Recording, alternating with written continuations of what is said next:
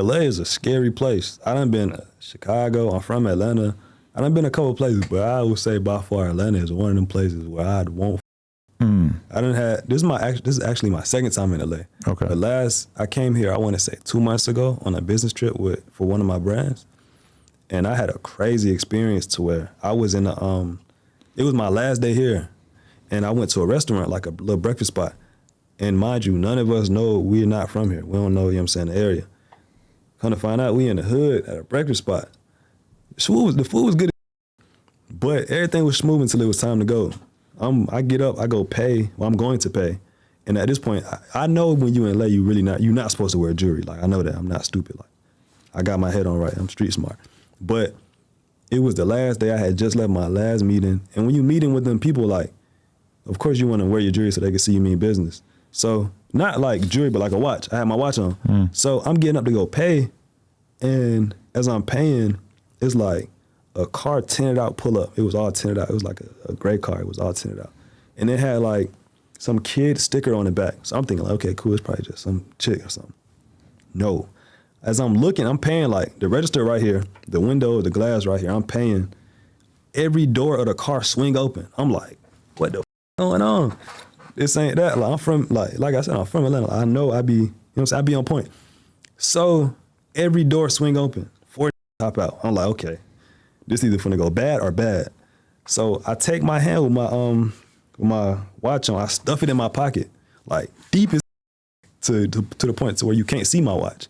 So my hand in my pocket, I'm getting my car back, I'm walking back. As they walking in, one of the dudes that walked in, he stopped like right before me. Like he stopped, I walked right past him. I swear to God, it was like a movie. I walked right past him, and then as soon as I get past him, he was like, where y'all from, cuz? Or some shit like that. I'm like, no way. Like, no way. This, that. And then I ain't want to turn around because I'm like, I just want to pause the game and just quit at this point. Bro. So I sit back down to where I was sitting at, and that's when I finally look in his direction. And the rest of the other 3 niggas that just walked in behind him. And come to find out, he was talking to 4 others that was sitting like further past us. So when I seen him looking at them, and they ain't talking to me or the people I'm with, all the people I was with, we got up and just got the fuck on. But as we walking outside, one of the niggas that walked in with him, he came back outside. And he was like, yo, cuz, or something. He said some LA, I don't know what the hell he was saying. He was like, yo, at this point, I'm like, they want me now. So I turn around, he like, ain't you the dude that be YouTube and the clothes? Oh man, the ultimate. I was like, get okay, out of jail free card. I was like, this either gonna be good or bad. Cause it could be good, like, okay, fuck with me, or it could be bad because like, I got some motion. So I turned around, I'm like, yeah, type shit. I ain't really give him no big conversation. He was like, yeah, I fuck with you. I was like, thank God. Wow. We all got in the car and my manager still sitting in the restaurant. We about to leave her, she's still sitting there. I'm like. Is she just clueless to the energy that's going on here? She didn't know what was going on. Oh man. Yeah, that was my crazy LA story. I mean, okay, think about it. Like the area that you're in right now, you could wear the chain, go to the mall, go sit at restaurants around here, whatever, and almost like no chance that anything gonna happen. But meanwhile, you drive like 20, 30 minutes down south to, the hood, and you have where it happened to PNB Rock, where he got killed for basically having a necklace on. And that's like to say that LA is just so weird at this point, because it's like there's areas that are nice and that you just don't expect anything to happen, and then there's areas where it's almost like a guarantee that something could happen in a situation like that, but that's when during the pandemic it got all f***ed up too, because then you all of a sudden have people coming from the hood to the nicest areas of Beverly Hills and taking people's watches and following them back to their crib to take their watches. I've seen some clips. Yeah, that shit. LA is a crazy place. It's like that in Atlanta too, but not nowhere near as crazy here. But I'm from Atlanta, so I know like the areas. I'm not from here, so I ain't know what the fuck was going on. Right. And then another thing with LA, I wear fitted hats. Like I wear a cap, like fitted caps. You can't wear that out here. Yeah. Like they real specific on what you can and can't wear. So. But like out here, honestly, like you could pretty much wear whatever hat you want. But yeah, you go to different neighborhoods and you rock that same Yankees hat, and it's very, very controversial. I'm wearing a beanie or no hat. I'm good. Yeah, you got your head screwed on straight for sure, because you just want to avoid all that.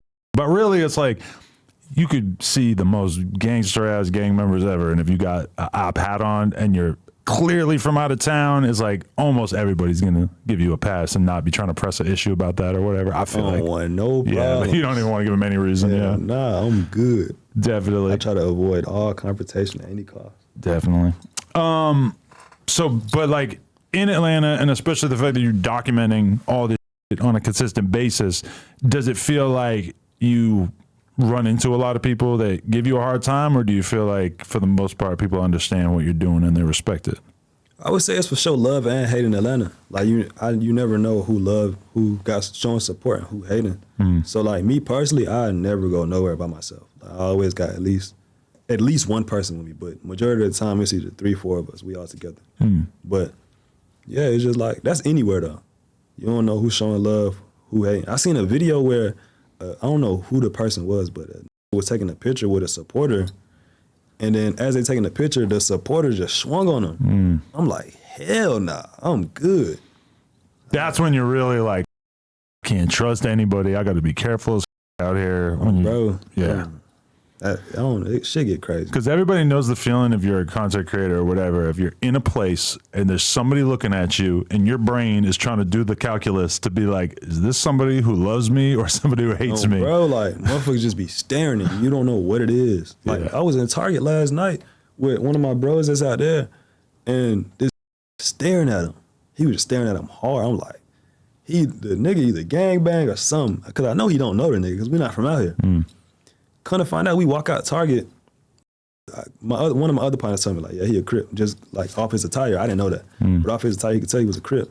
But we walk out the damn store, my partner got a chain on. I'm like, nigga, are you dumb? Are you stupid? Take your chain off. You ain't supposed to do that out here. This is his first time out here, but. Yeah.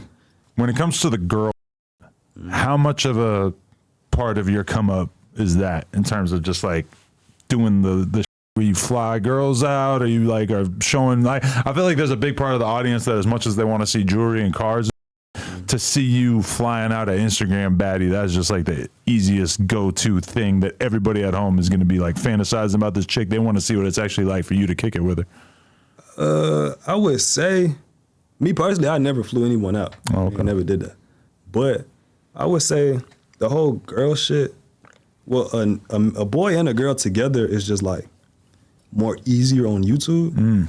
And I was at a point on YouTube to where like I had like a creator's block. I was like, damn, I don't know what to post because it's not something to do every day. And I'm not at that point to where I could just record anything and it'll just go up. Right. So I started slowly implementing girls into my content. And I don't do it every video, but I do it every now and then. And it just like keeps shit going.